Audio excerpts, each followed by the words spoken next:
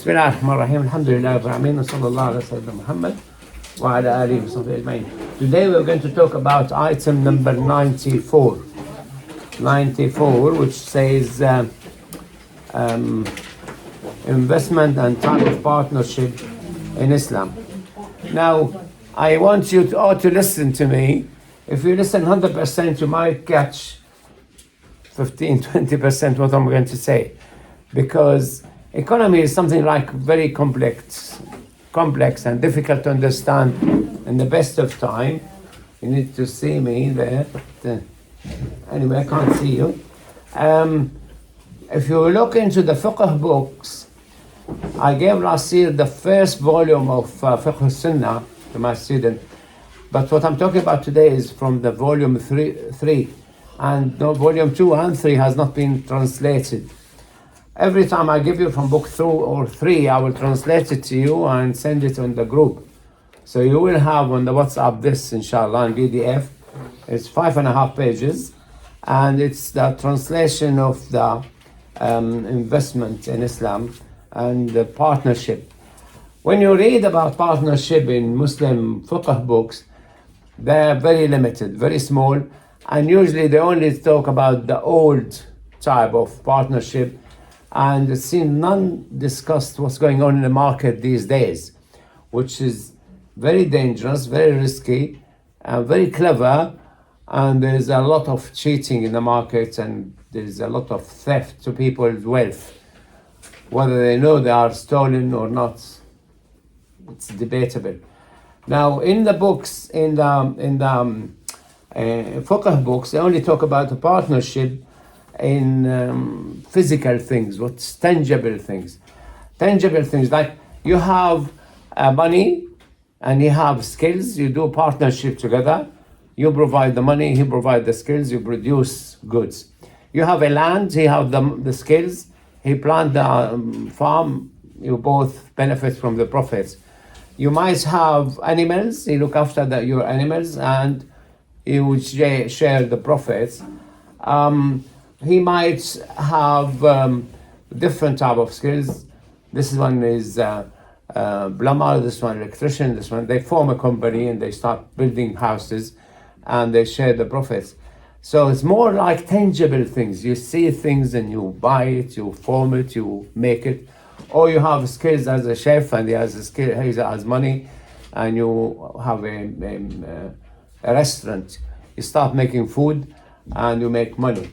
We went yesterday to a restaurant, and they charged us for the food, but they charged us for the sauces.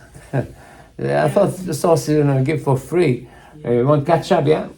£5. You want £2, £3. Babadum, yeah, £3.75. Babadum, buy 10 for £1. But anyway, they make good profit, and it's our fault. We went to expensive restaurant. I thought it's not expensive. It's not in the middle of Oxford Street or something. But anyway, you have skills. He have money. You have skills. You have a building. You form a company there, and you make profit. You share the profit according to the contract. The only thing which is in Islam which copied this time is called wajaha partnership. Wajaha partnership, that you have a high reputation in the market, you're known a big businessman or big trader or big person, big shot, and somebody wants to borrow some money from somebody else, and you go on guarantee. If he doesn't pay you, I will pay you. So I use my wajaha, my name. In this day and age, most banks use their name as wajaha. You think banks have money? You're wrong. If they have 10% of the money they lend out, that would be a very rich bank. Now, most of them have less than even 10%. The law used to allow them to lend using their names. If they have £1,000, they can lend £10,000. How can you do that?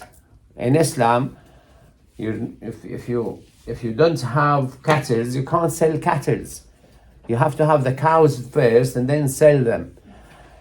You can't sell fish in the sea. Okay, I'll sell you 10,000 fish. Where? Catch them from Mediterranean Sea. They are mine. Can't do that. You have to fish the fish first out of and then sell them. But anyway, the banks use the wajaha. The wajaha that they have a name. You go to a bank like HSBC. There's quite few banks have names like HSBC, Lloyd, NatWest, Barclays, in America, Bank of America, JP Morgan, and there's a list of them. They are big names. If you want to sell your house for £100,000, you're flat anyway. Not in Solihull, in Birmingham. The HSBC will give you loan, £100,000 in bank draft. Anybody knows what bank draft? No? They write a check, but a check written and signed by the manager of the bank. And official checks, like money.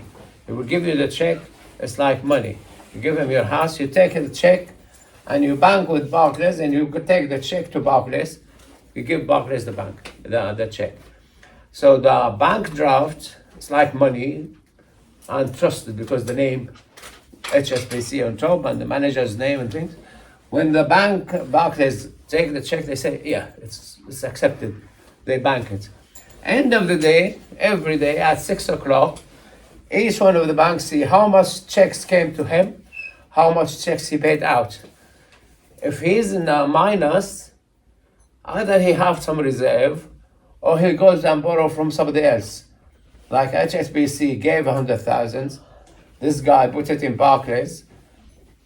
Few people came to HSBC with only 50,000, 50K, so he is 50K short. If he doesn't have a reserve, he go and borrow from another bank till tomorrow. And they charge each other interest. And this interest LIBOR called could go up, could go down. If there's a lot of money, it will go down. If little money, it goes up. But anyway, they sort themselves out every day because they don't have the money. So that's gave away 500 million pounds. He received 490 million. He's 10 million short. The other guy, the other bank, have received 600 million. So you have 100 million extra, you give it. So they use their names, wajaha. It's called wajaha. I was surprised. It is in Islam, but it's not like in a bank form, and there's no interest. But they use their names and they guarantee each other. I guarantee him to borrow money from him. If he doesn't pay it back, we will pay. And that was used before. But the bank now, sometimes they lie. Like there's a bank in America called Lehman Brothers.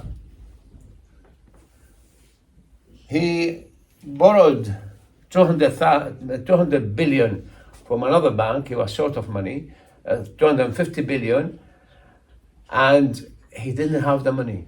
So he sold that to the other bank, while he didn't. He actually borrowed it to return it.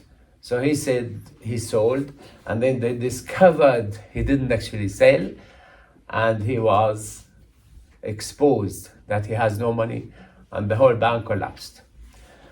The night before it collapsed, the Federal Reserve in America called all the bank managers in America, the big banks, and he said, which one of you will buy the Lehman Brothers? None of them agreed to buy it because it's been playing up the market, lying, deceiving. So nobody bought it, and the next day it was bankrupt. The bank was bankrupt. So all the money put in that bank, gone, disappeared. So this is wajaha, yes, but you should be truthful when you use your name to lend or borrow money. Now, that's the bank things. Exist in similar in big company and things. But when you go to the market, there's more trade in the market than what the Muslims exposed to before. There's a lot of things. You will grow older, inshallah, all of you. You will have jobs, you will have businesses, you will have exposure to the market. But you need to know that something are haram. You should not come near it. Because there's high risk that you will be manipulated out of the market and you lose your capital. So this is the chance I make you aware of these sort of things. So in the market, if you go, there's something called long buying and short selling. What's long buying means? You buy something to keep it for long. You have £10,000. You bought shares in a company and you want to wait till the company price goes up and you sell it. Or you buy gold or silver and you're waiting for the price to go up and sell it. You have 10,000, you put them in shares or you put them in commodity you bought. That's fine if you can keep them. If you can't keep them, they have a storage. They keep it in the storage and they charge you storage charge. Like if you buy 10 or 100 grams of gold in a company, there's some companies sell gold, but they store it for you. They charge you storage every week. That's fine. That's halal. There's nothing haram about it. But some people go and buy long buy, but they don't have the money. They want to buy 10 ounces of gold worth 30,000. The company allow you to pay 10% of the price. And if you sell it on the same day, you gain the profit and you go home. Or you experience some loss, that's fine. And you get out of the market the same day. If you don't sell it on the same day and you leave it till tomorrow, they will lend you the 90% of the price. So you pay 10% to £3,000 and they will lend you 27,000. Overnight, they charge you interest. Is interest haram or halal? Haram. Interest become only halal if it is less than the inflation. What that means?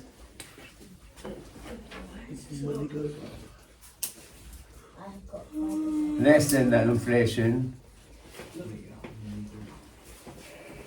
is halal.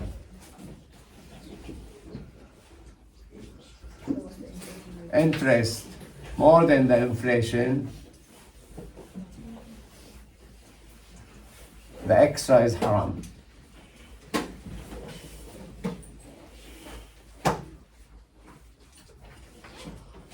What that means? Anybody? So like the inflation is like the change in like the amount of money in like a specific like product or like anything.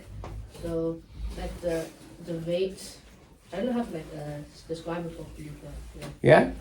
The money goes Zain? the money goes up, it gets more expensive. The money or the prices? The prices The prices, they tell you. This is what the government tell you. The prices goes up. So that increase called inflation. Isn't the money value of something that goes down? Yeah, the value of the money goes down. I lend you £100 to bring it next year on the 9th of November. The inflation in Britain is 3.8. Means that when you come back next year with the £100, inflation is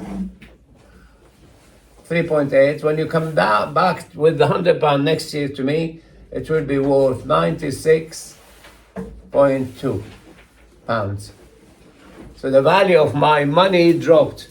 So what you need to do to be acting in a halal way, you need to try to give them money as soon as possible. You need to give me the 96 plus £3.80. Yeah? You need to give me £3.80 to make the value of the money exactly the same value when I lend it to you. If that value here, like if the inflation is, the interest is 5%, the inflation is 3.8, so percent. So the extra I'm getting, 1.2 is haram.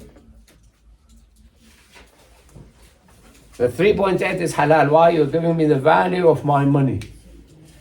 because you are using British pound. If you use gold or silver or platinum or grain or rice or something tangible that has value, then you have to give me, I lend you 100 kilo of grain of this quality, you give me back 100 kilo of grain, the same quality. That's fine. If I lend you 10 ounces of gold, you bring me 10 ounces of gold. I'm not allowed to take even 1 gram of gold extra, because that's riba, that's interest. When you're using the paper money, the value of the money goes down. Why? They tell us a lie, the prices go up. Oh, the price went up because of the Ukraine war. The price went up because of the Russian selling petrol expensive, because the Saudi selling expensive petrol. The price went up because there is less rice, there's less grain, they make all these lies. But the price of money goes down because they print money. You can't print gold. If the money is gold, you can't print gold. Now, if you can't print money, then the American doing it, everybody doing it, every country doing it, they are short of money, they go and print more money. They don't need even to print. How do you increase the money?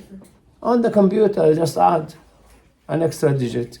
You have 10 trillion money in your Federal Reserve, you can make it 11 trillion. Easy. They don't even print the money. They print, in 2016, when I looked at it, there were $53 trillion in the market. They have only 3 trillion in money, in paper. And the 50 is digital, only in computer. So when you come to the value of money, if you look into it as paper money, they print more paper money.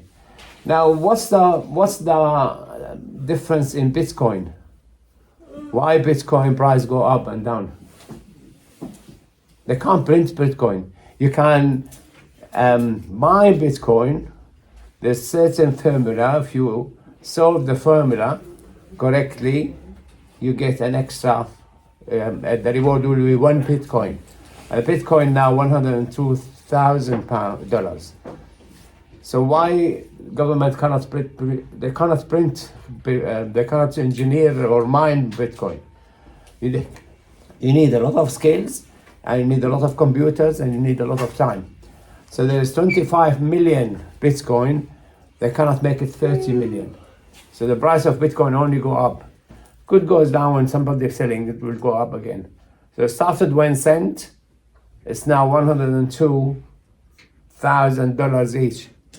So when you go to the market these days, there's a lot of manipulation, and you will not be able to navigate your way in the market and become super rich unless you are really very skilled with these things. So transactions and partnership and shares and things are more difficult these days than before. Long selling, when you go sell, buy something to sell it after 3 months, 6 months. But now if you, as I said, if you buy it with 10% of the price, you only pay £3,000 to buy 10 ounces of gold, and you don't have 30,000, so overnight the bank will charge you interest on the 27,000. And if you don't sell tomorrow, you pay interest on the money again. If you don't sell the day after, because the price went down, you don't want to lose. So you end paying interest, and it's haram. So you need to think before you buy shares or commodities or gold or whatever, before you buy. If you don't have the full amount of money, don't enter the market, because you will be paying interest, like it or not. It's called leverage. And they will be quite happy to lend you the money, because they're not lending you money. This is not on paper. They will charge you interest. They get money out of you for nothing. There's something called short selling. What short selling means? Again, something new. This is halal or haram. Yeah, you need to know before you grow older. Short selling means you think the gold will go down, the price will go down.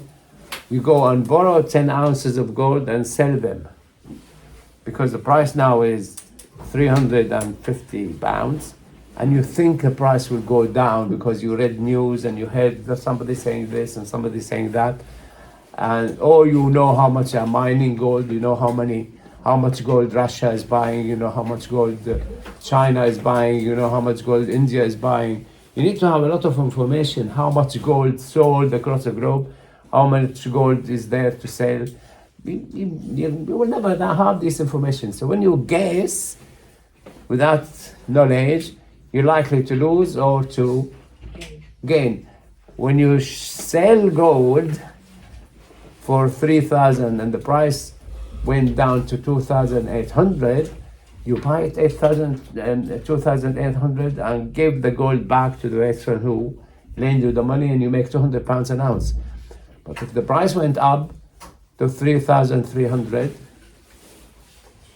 you have to buy the gold 3,300, and you already sold it for 3,000, so you lose the 300 per ounce, 3,000 per 10 ounces, you lost money. So a market which is very difficult to predict and very difficult to guess, you neither buy on leverage, you don't borrow money to buy, and never sell thinking that the market will go your direction.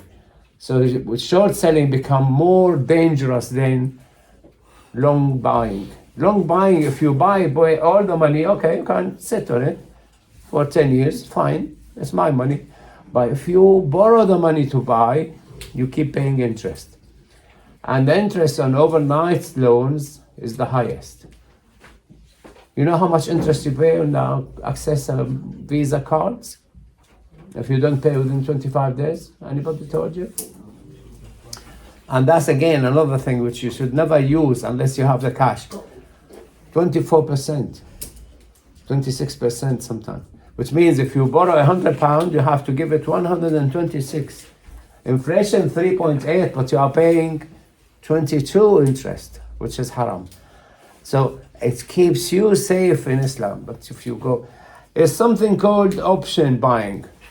What option buying? Again, a very risky thing.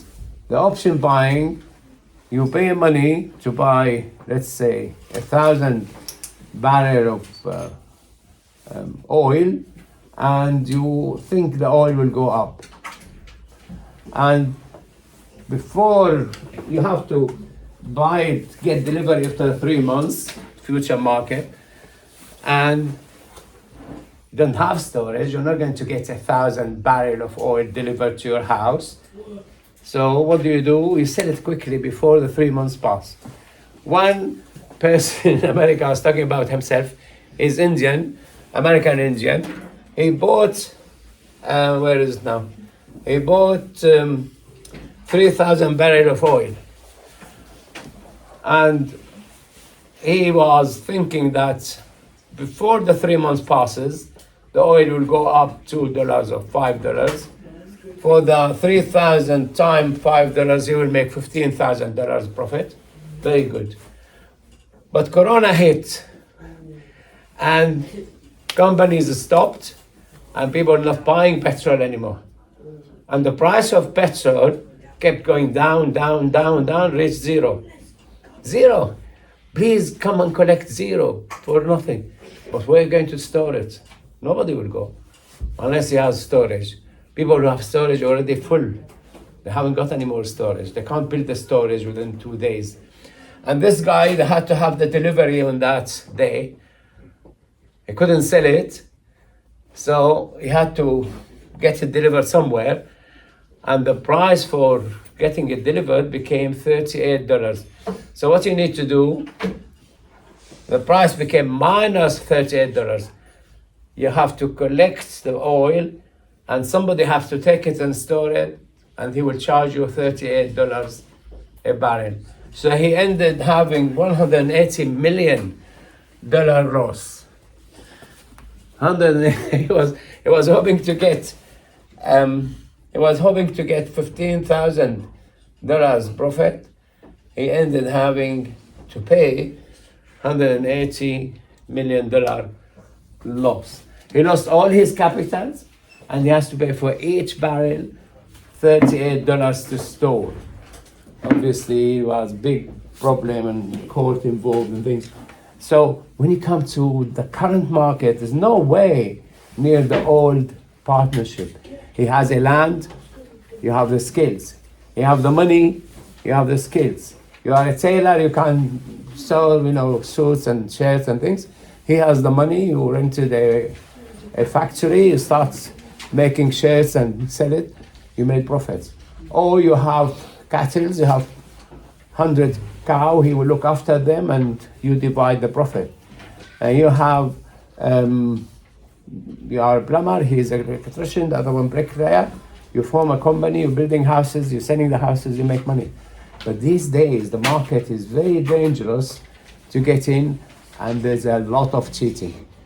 Now, the price of gold and aluminium and platinum and silver, they used to manipulate. Banks who have a lot of reputation, theoretically money, they go and sell gold. They don't have the gold, but they sell the gold. And because of their reputation, they accept this sold gold and the price goes down. So all those who bought gold, they will be going through loss because the big players are playing against them. So sit down. We're using the break today.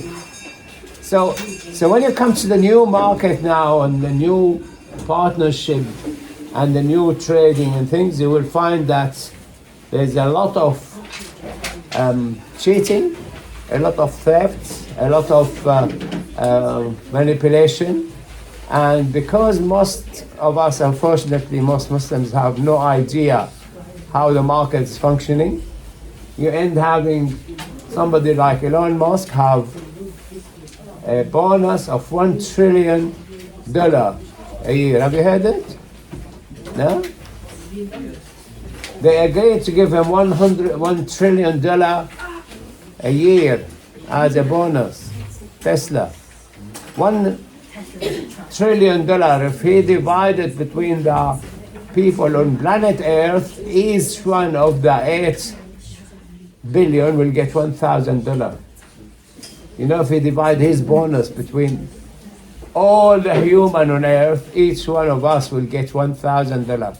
So what sort of market is there to justify giving one person a bonus of 1 trillion?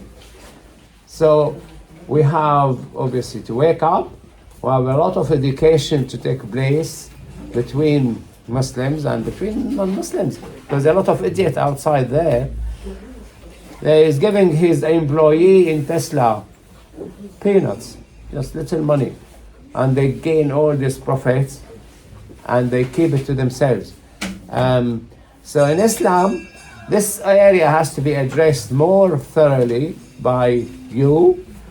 I don't know how many of you will be interested to study economy, how many of you will be interested to look into ethical values of things and how to make it right. So on your way out, I need to stand at 94.